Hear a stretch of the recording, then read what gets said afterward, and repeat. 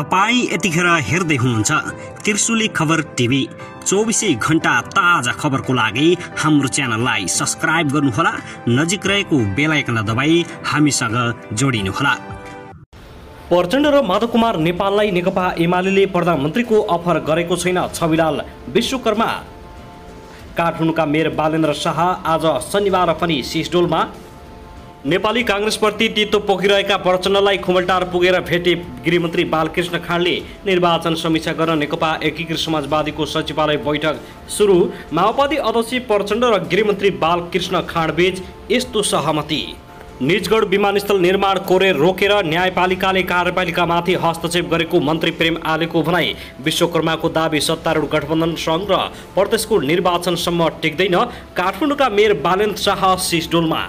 नेपाली कांग्रेसले समाजवादी फसाउने, समाजवादीले कांग्रेस हँसाउने, नेकपा एमालेसँग मिल्ने, प्रचण्ड र माधव कुमार नेपाल प्रधानमन्त्रीको आश गर्दै बस्दै देउबालाई चिडाउने, ओलीलाई रिजाउने र एकाएक गोली चल्दा 2 जनाको मृत्यु, 3 जना घाइते। सिद्धू मुसेवालाको हत्यारा नेपालमा लुकेको आशंका। दिल्ली प्रहरीको विशेष टोली काठमाडौँमा उत्रियो। के नेपालमा लुकेको छ त सिद्धू मुसेवालाको हत्यारा? यसबारे जानकारी अब हेर्नुहोस् पुरा समाचार।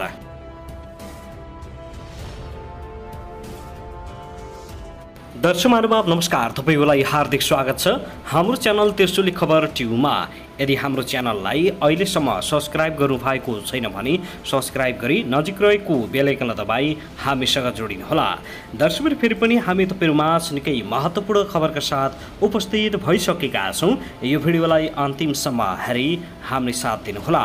दर्शकबिन, हाम्रो मेहनतको लागि एउटा सानो लाइक गर्न भने नभुल्नुहोला। कुन देशबाट हेर्दै हुनुहुन्छ, देशभन्दा बाहिर हुनुहुन्छ भने देशको नाम लेख्नुहोला। कुन देश हुनुहुन्छ, देशभित्रै हुनुहुन्छ भने जिल्लाको नाम लेख्नुहोला। कुन जिल्लाबाट हामीलाई हेरिरहनु भएको छ, के तपाईँ हामीलाई निरन्तर रूपमा हेर्नुहुन्छ? यदि निरन्तर हेर्नुहुन्छ भने रेगुलर अथवा नियमित लेख्नुहोस्। यदि तपाईँ नयाँ हुनुहुन्छ भने सब्स्क्राइब गर्नुहोस्, साथै छेउमा रहेको बेल आइकन बजाउन पनि नभुल्नुहोस्। आउनुहोस् आजको पहिलो खबरतर्फ लागौँ। संस्कृति, पर्यटन तथा नागरिक उड्डयन मन्त्री प्रेम आलेले 12 विमानस्थल बनाउन सर्वोच्चले रोकेको विषयलाई कार्यपालिकामाथि न्यायपालिकाको हस्तक्षेप भएको टिप्पणी गरेका छन्। आज शनिबार काठमाडौँमा नेपाल चलचित्र सङ्घको 47औं साधारण सभाको उद्घाटन सत्रमा बोल्दै मन्त्री प्रेम आलेले निजगढमा अन्तर्राष्ट्रिय विमानस्थल नबनाउन सर्वोच्च अदालतले गरेको फैसलालाई कार्यपालिकामाथि न्यायपालिकाको हस्तक्षेप भएको बताएका हुन्। निजगढ विमानस्थल आयोजनाका लागि सरकार 3 अर्ब रुपियाँ खर्च भइसकेको अवस्थामा निर्माण रोक्ने फैसला उचित नभएको उनको भनाइ छ। निजगढ विमानस्थल बने काठमाडौँको एयर ट्राफिकको चाप घटाउन सहयोग पुग्ने भन्दै काठमाडौँको चाप कम गर्न निजगढमा अन्तर्राष्ट्रिय विमानस्थल निर्माण गर्नुपर्ने बताएका छन्। मन्त्री आलेले सरकारको आगामी आर्थिक वर्षको नीति तथा कार्यक्रममै निजगढ अन्तर्राष्ट्रिय विमानस्थल परेको र बजेट पनि विनियोजन भइसकेको अवस्थामा सर्वोच्चको फैसला सचिनमा विश्वास व्यक्त गरेका छन्। उनले भने, मलाई विश्वास छ सम्मानीय अदालतले यो निर्णयलाई सच्याउनेछ, किनकि सरकारको यसमा समय र पैसा दुवै खर्च भइसकेको छ। निजगढको एयरपोर्टले यात्रुलाई थप सेवा दिनेछ। दर्शक महानुभाव, त्यसगरी जनता समाजवादी पार्टीका संघीय परिषद अध्यक्ष डा बाबुराम भट्टराईले सत्ता गठबन्धनका दलहरूले इमान्दारिता नदेखाउँदा स्थानीय चुनावमा आफूहरूले अपेक्षित परिणाम प्राप्त गर्न नसकेको बताएका छन्। चुनावी समीक्षा कार्यक्रममा सहभागी हुन शनिबार गोर्खा सदरमुकाम पुगेका भट्टराईले पत्रकारसँग कुरा गर्दै गठबन्धनका अन्य दलहरूले नैतिक आचरण विपरीत काम गरेको आरोप लगाएका छन्। गठबन्धनको धर्म अनुसार एकपटक निर्णय गरेपछि त्यसलाई जसरी पनि कार्यान्वयन गर्नुपर्थ्यो उनले भने, तर त्यसो भएन। लोकतान्त्रिक मूल्य मान्यता र नैतिक आचरण विपरीत भयो। यसकै फलस्वरूप हामीले अपेक्षित परिणाम प्राप्त गर्न सकेनौँ। विचार नमिल्ने शक्तिहरूबीच गठबन्धन हुँदा पनि समस्या भएको उनले तर्क गरेका छन्। नेपाली कांग्रेसका सभापति तथा प्रधानमन्त्री शेरबहादुर देउबा र माओवादी अध्यक्ष पुष्पकमल दाहाल प्रचण्डसँग गोर्खाको स्थानीय तह भागबण्डामा सहमति गरे पनि कांग्रेसकै कारण कार्यान्वयन हुन नसकेको भट्टराईको भनाइ छ। गोर्खाको 11 स्थानीय तहमध्ये कांग्रेसलाई 5, माओवादीलाई 4 र जसपालाई 2 भनेर मैले फर्मुला निकाले। शेरबहादुर र प्रचण्डजीले पनि हुन्छ भन्नुभएको थियो, तर कांग्रेसका साथीहरूले के बुद्धि बिग्रियो मान्नु भएन, भट्टराईले भने। एकीकृत समाजवादी पार्टीले पनि ढाँडछल गरेको उनले आरोप लगाएका छन्। चुनावी तालमेल भएको ठाउँमा उनीहरूले जसपालाई सहयोग नगरेको बताएका छन् भने सङ्गठनात्मक कमजोरी र पार्टीभित्रकै अवस्था प्रतिस्पर्धाका कारण गोर्खामा चुनाव हारेको उनको भनाइ छ।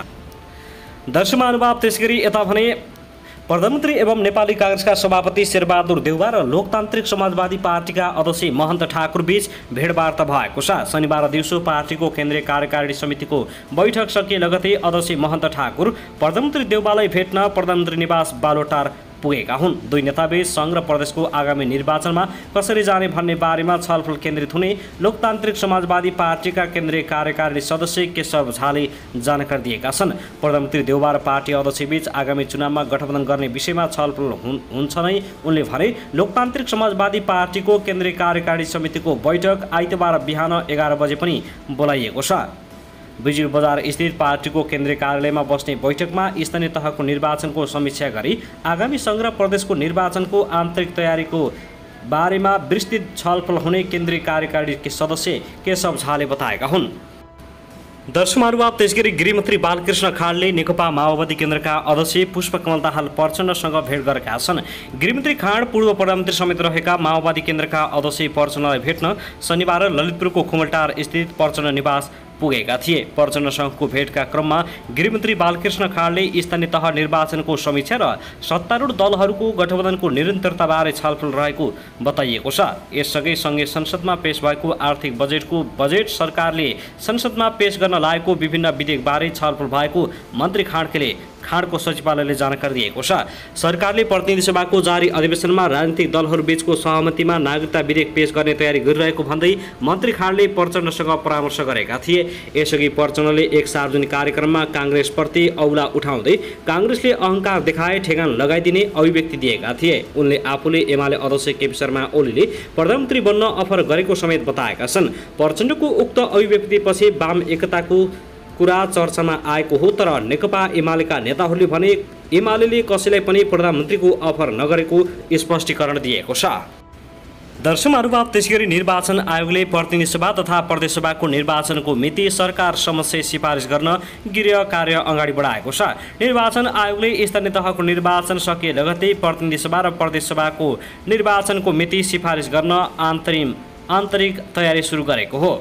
यसका लागि आयुक्तहरू भित्री रूपमा छलफल थालेका छन्। निर्वाचनको मिति निर्वाचन एकै चरणमा गर्ने कि दुई चरणमा गर्ने विषयमा छलफल भइरहेको प्रमुख निर्वाचन आयुक्त दिनेश कुमार थपलियाले बताएका छन्। आयुक्तहरूले आन्तरिक छलफल सकिएपछि औपचारिक रूपमा निर्णय गर्नेछन्। उनले भने यस विषयमा राजनीतिक दलहरूको धारणा र सुझाव पनि लिनेछौँ। आयुक्तहरू निर्वाचन मिति विषयमा छलफल गरी सरकार समक्ष सिफारिस गरिने उनको भनाइ छ। प्रतिनिधि सभा र प्रदेश सभा सदस्यको निर्वाचन सम्बन्धी कानुनमा आयोगसँग परामर्श सरकारले निर्वाचनको मिति तोक्ने प्रावधान रहेको छ। संविधानमा प्रतिनिधि सभा र प्रदेश सभाको कार्यकाल निर्वाचन भएको मितिदेखि 5 वर्ष कार्यकाल भनेको छ। प्रतिनिधि सभा र प्रदेश सभाको निर्वाचनमा 2074 साल मङ्सिर 10 र 21 गते भएको थियो। प्रतिनिधि सभा र प्रदेश सभा सदस्य निर्वाचन ऐनको आधारमा निर्वाचित भएको अवधिबाट कार्यकाल 5 वर्ष भनेकाले आयोगले मङ्सिर 22 गतेलाई कार्यकाल सकिने दिन भनेको छ। यसले गर्दा मङ्सिर 15 गते भित्र निर्वाचन गराउन सरकार समक्ष सिफारिस गर्ने प्रमुख निर्वाचन आयुक्त थपलियाले बताएका छन्। मङ्सिर 15 गते भित्रमा निर्वाचन गराएमा कार्यकाल सकिनु 1-2 दिनसम्म मतगणना कार्य सम्पन्न भइसक्ने हाम्रो बुझाइरहेको छ।